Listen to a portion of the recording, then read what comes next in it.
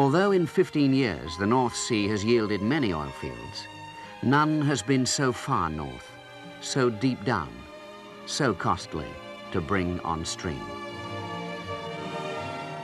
A vast project, its size echoed by its name, Magnus.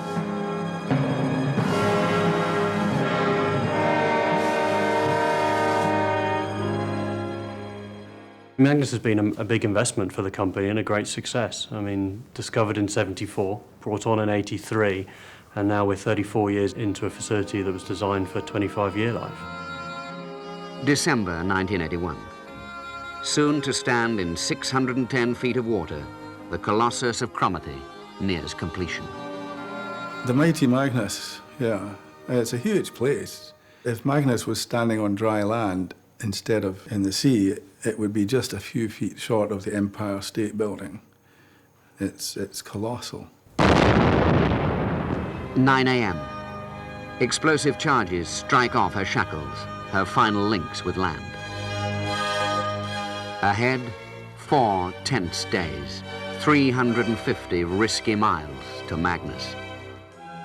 I was actually on the Beryl Alpha platform when the jacket was being floated up to the field. Quite a sight as well. Although it was a fair bit off away from the platform, but you actually seen it. Slowly, and with infinite care, the huge jacket is centered over its precise upending position, 610 feet below. But something, somewhere, is going wrong. I saw it on the news, yes, and I saw a video of it many years later, of the incident, and it was really touch and go. The wretched piles, most of them, fell out and pinned the jacket to the seabed at an angle that was not exactly planned. This caused certain consternation for 2 to 3 days. Magnus, costliest single structure in British industrial history, in jeopardy. And through a lot of skill on the part of the engineers, they managed to reballast it and get it sank onto the seabed. And I believe it was slightly out of kilter, but if that had sank, that would have been a whole new ballgame. 21 lifts, 35,000 tons in all. Years to explore, prepare, design, and build. Now a fortnight to assemble, 2 weeks to fit the many land-built pieces into a single offshore platform. Projects of such magnitude always involve bold judgments, technological, financial, economic, political, and physical considerations. Today we're taking yet another large stride forward in offshore oil development. Magnus has set the world new records of achievement.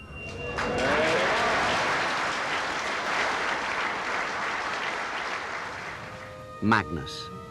The cost, £1.3 billion. Planned production, 120,000 barrels of oil a day. There was 2 production trains on it. Each one was capable of producing 88,000 barrels a day, and the welds were capable of producing a lot more than that. The Magnus platform was different to a lot of other platforms back in the 80s. There was no demarcation. There was nothing between a company man or a contractor. The early days, as they called it, the People's Republic of Magnus, it was a one-off, and it was a great place to work. There is a stronger sense of camaraderie there than I've encountered anywhere else. Goodness me, so much younger then. The camaraderie on the Magnus, it was just a lovely place to work. You all let to muck in? Yeah. Anyone that works offshore for any length of time will tell you you've got 2 lives. It's not like a Monday to Friday 9 to 5 job where the line between work and social is blurred. You go and do one thing for 2 weeks and you give it your full attention, and then you go back on shore and you do something else. If you're in the control room, you know there for a fortnight, then the chances are you won't see daylight for 14 days. And my wife always knew when I'd been in the control room, because I'd come home and then at night Dorothy would say, "Oh, we'll draw the curtains." No, just leave the curtains. I want to see out. Yeah. That's it. No, but people can see in. I said, I don't care, I can see out. I can remember not long after I went there, a very, very rough night, 27-metre waves and wind speeds over 100 miles an hour. And I can remember looking out on the lee side of the platform at the sea and realising we were on our own. You were completely isolated. No one's going to come and get you. And it focuses the mind a little bit.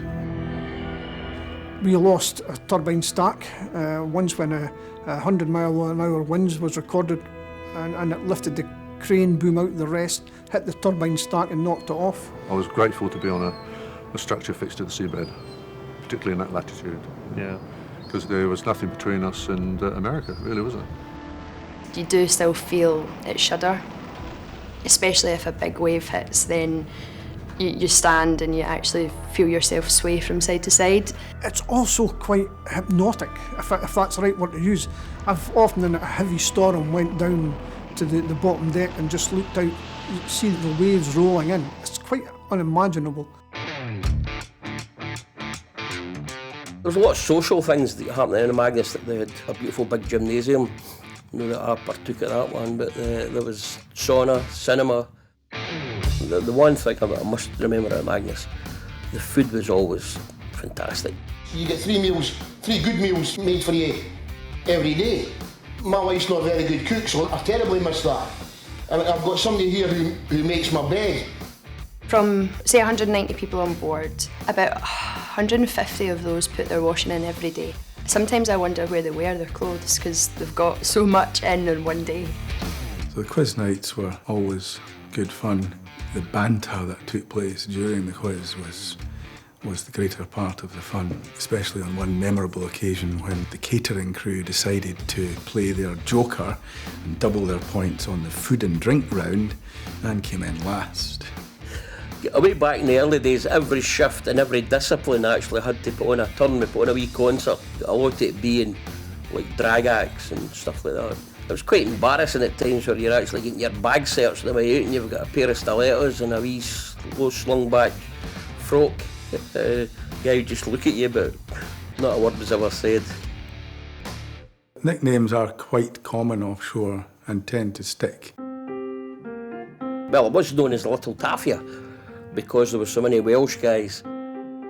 He was Mr. Magnus. Laurie, again, like myself there from way back in the early days. Ian Gibb, The Rock. Yeah. Alan Lindsay. Oh, Alan was a character. If you went to a lazy day, you started talking photography with Alan, and he'd be away into that. What was your nickname? I never found out, and it's probably just as well. We were A-Shift and A-Shift Angels. That's right, Laurie's Little Angels.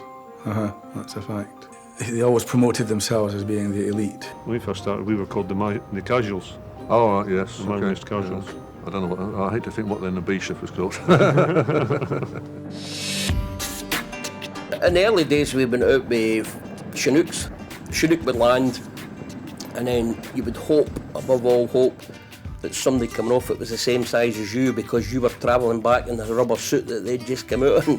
So you actually had to shake sweat and condensation out of a rubber suit. And obviously, the day you're getting off, you're all shampooed, showered and shaved, thinking you're out crawling into a stinking old rubber suit before you hit the beach. How did you feel about the flying back and forth? It was a noisy bus. I managed to sleep most of the time. It was okay all the time, we had no drama, but did you never get the time when you're coming into land and you see the fire engines following you down the runway? Nope. No? Nope. I slept through that one. Yeah? So it became customary when BP they waste visits to the installation, and there they were wined and dined. They were toured round about the platform, get their photos taken on the heli deck, and they would fly back. None of them would sneak off then with the fellas? I'm taking the Fifth Amendment in that one. The joiner was always kept busy making wedges so the boys could keep their doors shut in their cabins.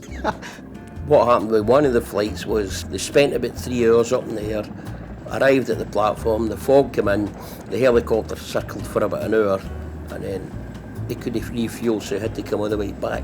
So they didn't see the platform at all. There was one my wife was on actually crash landed in the Cormorant on the way back. So to this day she thinks I planned it, but I hadn't enough insurance to.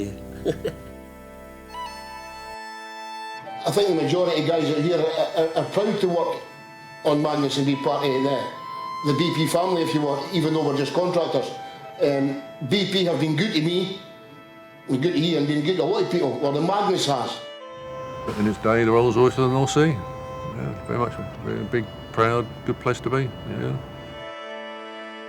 It's been an incredible journey. It's probably the only way I could say it.